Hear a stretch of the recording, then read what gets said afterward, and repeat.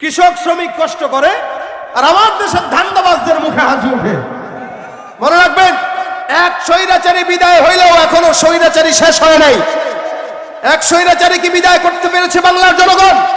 এখনো যদি কেউ আবার স্বৈরাচারিতার ভূমিকায় নিজেদেরকে পদার্পণ করতে চায়, মনে রাখতে হবে স্বৈরাচারীর 15-16 বছরের সরকারকে যেই বাংলার জনগণ 40 মিনিটের আলটিমেটাম দিয়ে দেশ থেকে পালাতে বাধ্য করেছে, নতুন করে স্বৈরাচার যদি আবার এদেশে আসতে চায় 20 মিনিটের মাথায় তাদেরকে দেশ ত্যাগ করে বাধ্য করবে। ঠিক কিনা জোরে কর। যেখানে যাই ভেজালেতে ভরে গেছে দেশটায়, ব্যবসায়ীরাও রাতারাতি কালো টাকায় হাত রাঙায়। ভেজাল থেকে বাঁচতে হলে, ভেজাল থেকে বাঁচতে হলে খোলা রাখো কান। ওরা শিক্ষিত শয়তান, ওরা শিক্ষিত শয়তান, ওরা শিক্ষিত শয়তান। ঠিক কিনা? বান্দা 100টা খুন করার পর আবার কেমনে আল্লাহর কাছে ক্ষমা পায়? আর জান্নাতের ফেরেশতারা ডাক দিয়া বলে, না না, এই বান্দাটা 100 খুন করলেও তওবার জন্য কিন্তু রওনা হয়ে গেছিল। সুবহানাল্লাহ।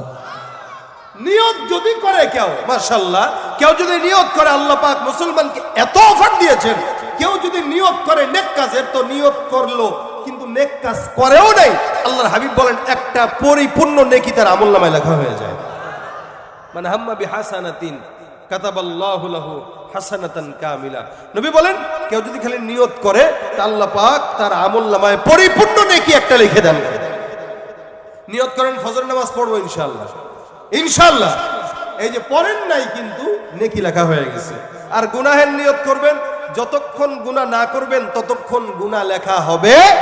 করার পরেও আলাদা সময় দেওয়া হবে যে আপনি মাফ চান কিনা। যদি চান তো আল্লাহ পাক ক্ষমা করে দিবেন। এটা হলো ইমানদারের আল্লাহর তরফ থেকে পাওয়ার। সেখানে বান্দা তাওবার নিয়ত করছে কিন্তু হায়াত শেষ। দুই দল, এক দল মারামারি করে আল্লাহ পাক জান্নাতে, আরেক দল কয় জাহান্নামে। মালিক তাকে সমাধান দেয়, ডাক দেয়া বলে, ফেরেশতা যাও যাও, এই বান্দা যে বাসার থেকে তাওবার দরজা পর্যন্ত রওনা হয়ে গেছে, বান্দার তাওবার দরজা পর্যন্ত রাস্তা যদি বেশি হয় বান্দা জান্নাতে যাবে, আর যদি রাস্তা কম হয় বান্দা জাহান্নামে যাবে। এবার যাও ফেরেশতারা মাপা শুরু করে দাও। 1 হাত, 2 হাত, 3 হাত করে আল্লাহর ফেরেশতারা মাপা শুরু করে দিল। আমার আল্লাহ পাক ডাক দেয়া বলে, হে জমিন, আমি আল্লাহ পাক রব্বুল আলামিন আদেশ করলাম, জমিন, যেই বান্দাটা 100টা খুন করার পর তওবার নিয়ত করলো, হায়াত নাই, ওই বান্দাটার জন্য জমিন তুমি জান্নাত পর্যন্ত দীর্ঘ লম্বা হয়ে যাও। জমিন লম্বা হয়ে গেল। আল্লাহ পাকের ফেরেশতারা মাপা শুরু করে দিল। মাপতে মাপতে মাপতে মাপতে তাকায় দেখে বান্দার জান্নাতের রাস্তা পর্যন্ত লম্বা দীর্ঘ রাস্তা হয়ে গেছে। আল্লাহ পাক ডাক দিয়া বলে, এই রাস্তা কোন দিকে লম্বা? আল্লাহর ফেরেশতারা বলে, আল্লাহ, বান্দার রাস্তা তো জান্নাতের দিকে লম্বা। আল্লাহ পাক ডাক দিয়া বলে, যাও, যেদিকে রাস্তা বেশি বান্দাকে ওদিকেই নিক্ষেপ করে দাও। অর্থাৎ এই বান্দার জন্য আমি আল্লাহর তরফ থেকে পুরস্কার হিসেবে আমি জান্নাত দান করে দিলাম। এটা বনি ইসরাইলের এক সাধারণ 100 খুনের অধিকারী এক ব্যক্তির ঘটনা। যদি বনি ইসরাইলের কোন ব্যক্তি 100 খুন করার পরেও তওবা না করে নিয়ত করার কারণে আল্লাহ জান্নাত দিতে পারে, আপনি আমি তো আখিরি জামানার পয়গম্বর মুহাম্মদুর রাসূলুল্লাহ সাল্লাল্লাহু আলাইহি ওয়াসাল্লামের উম্মত, মাফ আমরা পাবো না তো পাবে কে? জোরে বলেন ঠিক কিনা? মাফ পাবো তো ইনশাআল্লাহ। শর্ত আছে। আমার আল্লাহ পাক ডাক দেয়া বলেন, ফাকুলতু আস্তাগফিরু রাব্বাকুম, ফাকুলতু আস্তাগফিরু রাব্বাকুম ইন্নাহু কানা গাফফারা। এ বান্দা, আমি তওবা করতে বললাম। কোন ইমানদার বান্দা যখন তওবা করে, আল্লাহ পাক রব্বুল আলামিন বলেন, তোমরা তোমাদের রবের কাছে তওবা করো, নিশ্চয়ই তোমাদের রব তোমাদেরকে ক্ষমা করে দিবেন। সুবহানাল্লাহ। হাজার গুনাহ পয়গম্বর বলেন, কোন ইমানদার বান্দা যদি একবার পড়ে আস্তাগফিরুল্লাহ রাব্বি মিন কুল্লি যামবি ওয়া আতুবু ইলাইহি, আল্লাহর নবী ডাক দেয়া বলেন, একবার ইস্তিগফার করার কারণে বান্দার সমুদ্রের ফনা পরিমাণ যদি গুনাহ হয়, আমার আল্লাহ পাক রব্বুল আলামিন ওই বান্দার গুনাহ সব মাফ করে দিবেন। একবার যদি কেউ ইস্তিগফার করে, একবার, আমার আল্লাহ পাক ডাক দিয়া বলেন ফাকুল তুস্তাগফিরু রাব্বাকুম, বেশি বেশি তোমরা তোমাদের রবের ইস্তিগফার করো। বলেন আস্তাগফিরুল্লাহ, আরো জোরে আস্তাগফিরুল্লাহ। ফাকুল তুস্তাগফিরু রাব্বাকুম, তোমরা তোমাদের রবের কাছে ইস্তিগফার করো। কোন না আল্লাহ পাক রব্বুল আলামিনের কোন ইমানদার বান্দা যখন ইস্তিগফার করে, আল্লাহ পাক রব্বুল আলামিন ওই বান্দাকে ইস্তিগফারের মরণ দান করে দেয়। সুবহানাল্লাহ। এ ভাইরা আমার, হাসান আল বসরি রাহমাতুল্লাহ আলাইহি বহুত বড় একজন বুজুর্গ। উনি একবার সুন্দর করে বসা মজলিসের মধ্যে উনার খাদেমরা বসা গল্প করতেছেন। খুব বুঝবেন, প্রতিমধ্যে একজন বান্দা তার ঘরের মধ্যে ঢুকলো। ঢুকে ডাক দিয়া বলতেছে, হুজুর আমার গুনাহ হয়ে গেছে, এমন এমন গুনাহ করছি আপনাকেও বলা যাবে না, কাউকেও বলা যাবে না, আমি আর আমার মাওলা জানি। এমন একটা আমল শিখায় দেন যে আমলের কারণে আসমানের মালিক আমারে ক্ষমা করে জান্নাত দান করে দিবেন।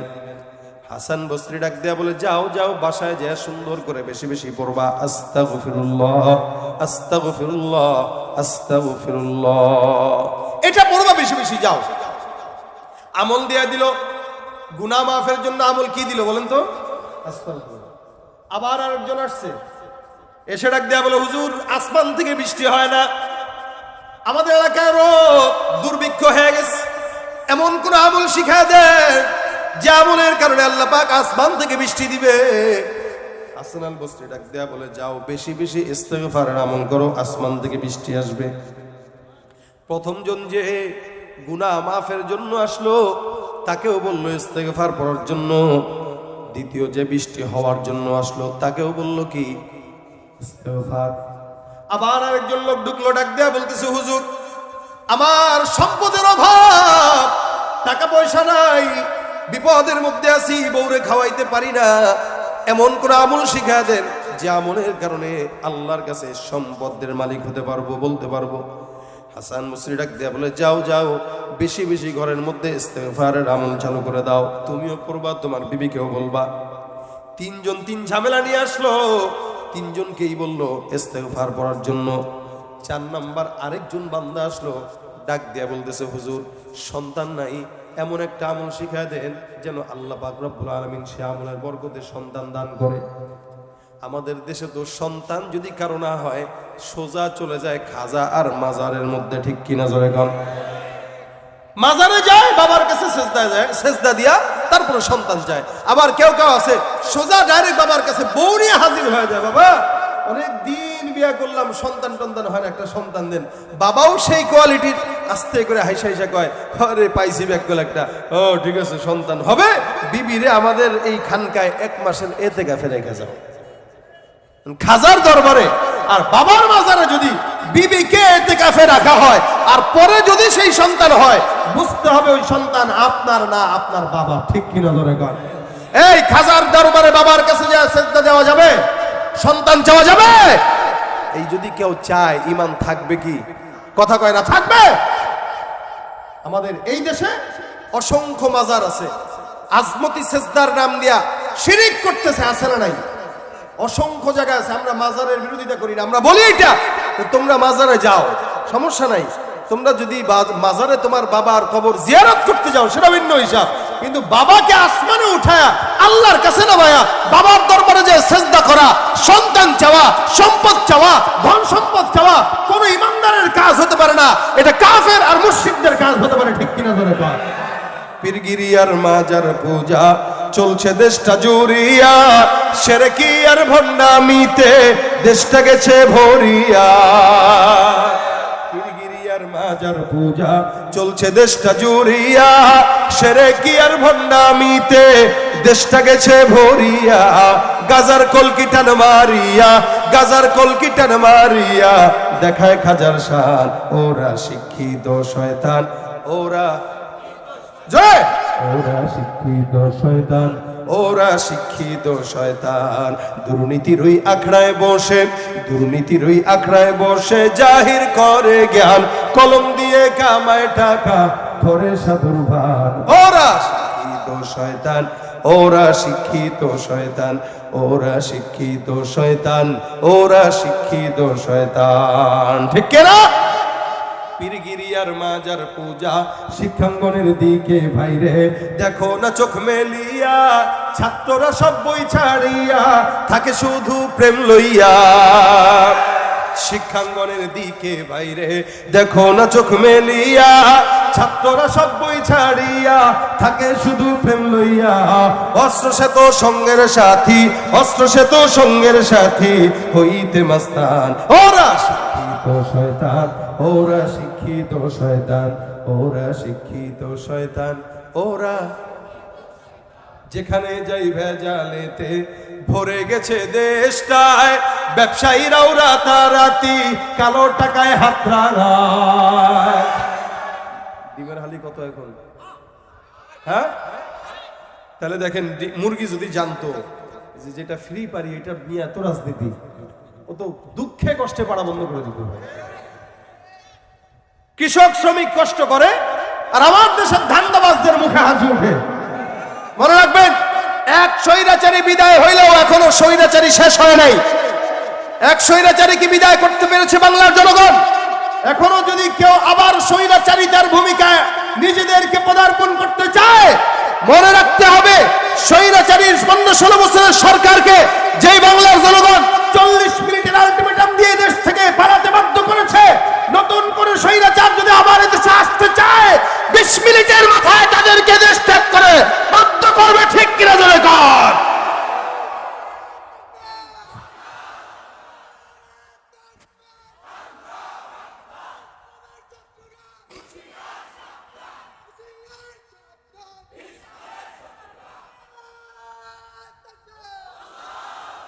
যেখানে যাই ভেজালেতে ভরে গেছে দেশটায় ব্যবসায়ীরাও রাতারাতি কালো টাকায় হাত রাঙায় ভেজাল থেকে বাঁচতে হলে ভেজাল থেকে বাঁচতে হলে খোলা রাখো কান ওরা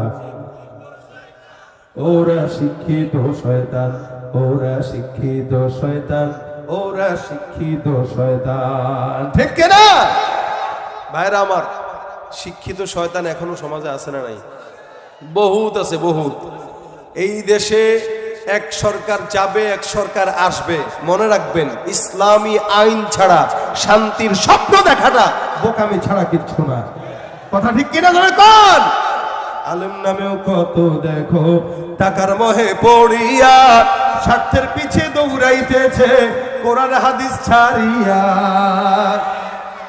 জিহাদ ছেড়ে কেউ বা ধরছে জিহাদ ছেড়ে কেউ বা ধরছে দরবেশেরই ভান ওরা শিক্ষিত শয়তান ওরা শিক্ষিত শয়তান ওরা শিক্ষিত শয়তান ওরা শিক্ষিত শয়তান ঠিক কিনা ভাইরা আমার সন্তান চাইলে কার কাছে সম্পদ চাইলেও কার কাছে হাসান বসরির কাছে এসে ডাক দেয়া বলে হুজুর সন্তান হয় না এমন কোন আমল শেখায় দেন এই কিন্তু হুজুরের কাছে সন্তান চায় নাই কি বলছে আমল দেয়া দেন হাসান বসরি যা ডাক দেয়া বলে যাও বাবা ইস্তেগফার পড়ো প্রথমে একজন গুনাহের জন্য আসলো ইস্তেগফার বললো বৃষ্টির জন্য আসলো ইস্তেগফার বললো সম্পদের জন্য আসলো ইস্তেগফার বললো সন্তানের জন্য আসলো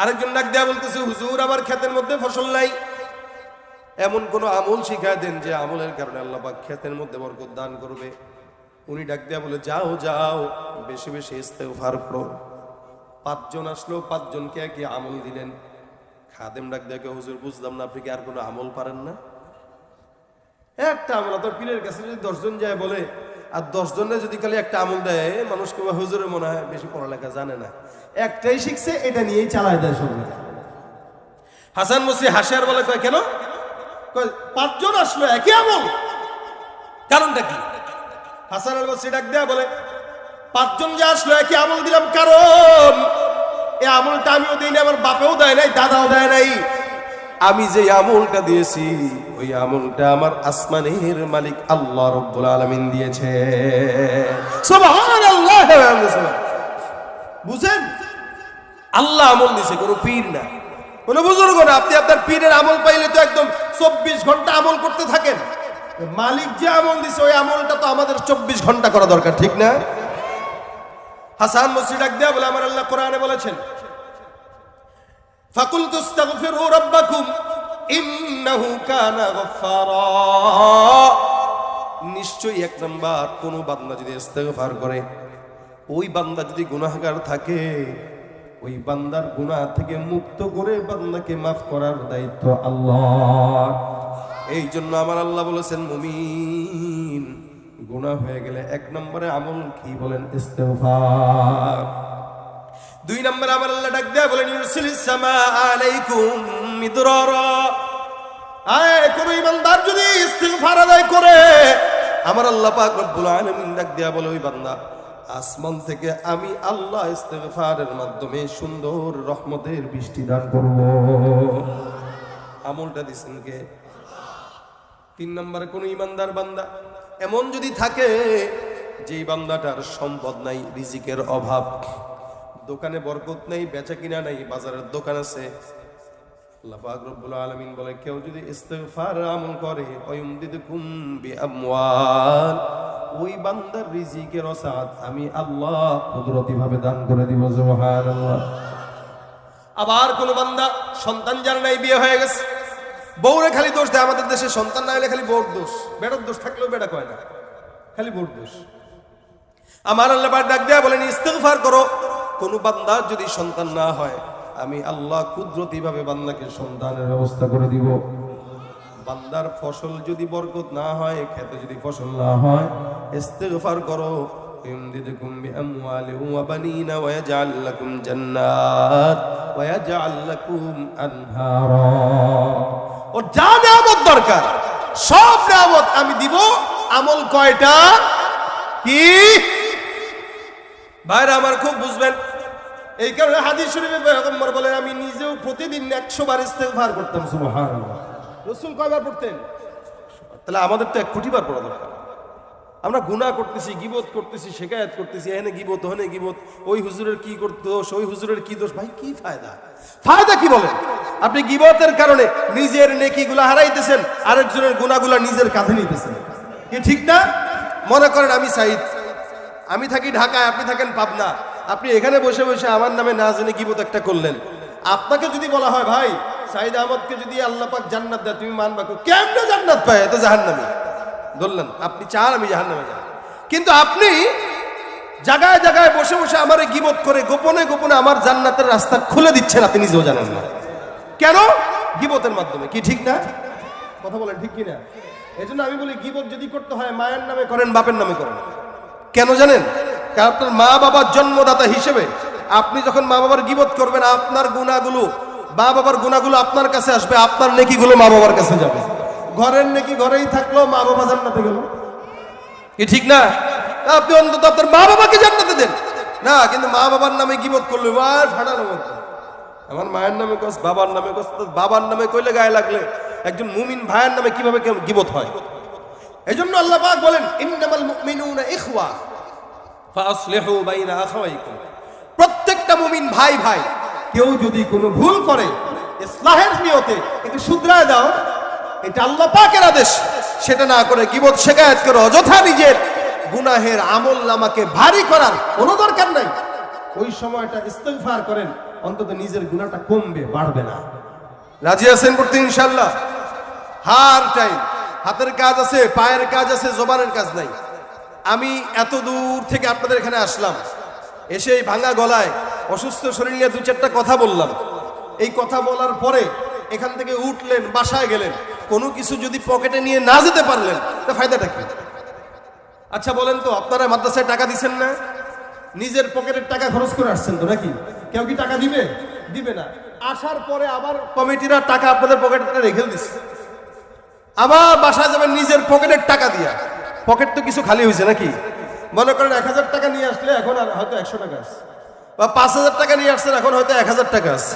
তা খালি হইল, বাকি টাকা যে আপনি এখানে রেখে গেলেন, ওটা তো ভরে নিয়ে যাওয়া লাগবে। তো বললেন কি, টাকাটা দেওয়ার মাধ্যমে সওয়াবও কামাইলেন, আর এখান থেকে একটা আমল নিয়ে গেলেন, অন্তত পকেটটা ভারী হয়ে তারপরে গেল। কথা বুঝেন নাই মনে হয়? ঠিক আছে তো ইনশাল্লাহ? হাতের কাজ আছে, পায়ের কাজ আছে, জবানের কোনো কাজ থাকে না। জবানের কাজ একটা উঠাবো, ইস্তেগফার। কি বলেন? এটা আল্লাহ পাক যেন আগে আমাকে তৌফিক দান করে, এরপরে যেন আপনাদেরকে দান করে। এমনি বসে আছেন, আস্তাগফিরুল্লাহ আস্তাগফিরুল্লাহ আস্তাগফিরুল্লাহ। বিবিরে বলবেন তুমি ইস্তেগফার করো, রান্না করার সময় ইস্তেগফার, তরকারি করার সময় ইস্তেগফার, ডাউল রান্নার সময় ইস্তেগফার, উঠান ঝাড়ু দেওয়ার সময় ইস্তেগফার, গরুর থেকে দুধ দোয়াইতেছে ইস্তেগফার, ছাগল চড়াইতেছে ইস্তেগফার। অর্থাৎ যেই কাজেই ইস্তেগফার করবেন, কোনো বান্দা যদি প্রত্যেকটা প্রতিনিয়ত বান্দা ইস্তেগফারের আমল করে, আমার আল্লাহ ওই বান্দাকে মুস্তাজাবুদ দাওয়া বানায় দেয়। সুবহানাল্লাহ। মুস্তাজাবুদ দাওয়া মানে আল্লাহ পাক যেই দোয়াই করবেন আল্লাহ পাক সেটা কবুল করবেন, এটা মুস্তাজাবুদ দাওয়া। কেউ যদি ইস্তেগফার আমল বেশি বেশি করে আল্লাহ পাক তাকে মুস্তাজাবুদ দাওয়া বানায় দেয়। ভাই, মাহফিল অনেক শুনেন আপনারা, প্রতিনিয়তই প্রোগ্রাম শুনেন, আমরা করতে করতে ক্লান্ত, আর কত করা যায়। কিন্তু কথা হলো এটা, আমাদের মাকসাদ এত দূর থেকে আসলাম, আপনাদের থেকে কিছু কথা শুনবো, এখান থেকে আবার চলে যাব। যাওয়ার পরে আমি বাসায় শুয়ে শুয়ে যেন আপনাদের কিছু আমলের সওয়াবের ভাগিদার যেন আমি হইতে পারি, এটাই আমাদের মাকসাদ। এটা আমাদের বুজুর্গানে দিনটা করে গেছেন। যে কোনো জায়গায় গিয়েছেন তো ছোট্ট একটা কাজ দিয়ে আসছেন। আমরা আমাদের বুজুর্গদের জিনিস নকল করে আপনাদের কাছে বলি, নিজের থেকে বানায় বলার যোগ্যতা আমাদের নাই, বলিও না, বলতে পারিও না। আমরা আমাদের আকাবির বুজুর্গানের দিনদের থেকে যেটা শিখছি ওটা আপনাদেরকে বলি। সেই ধারাবাহিকতা আমি আপনাদেরকে এই কথাটা বললাম।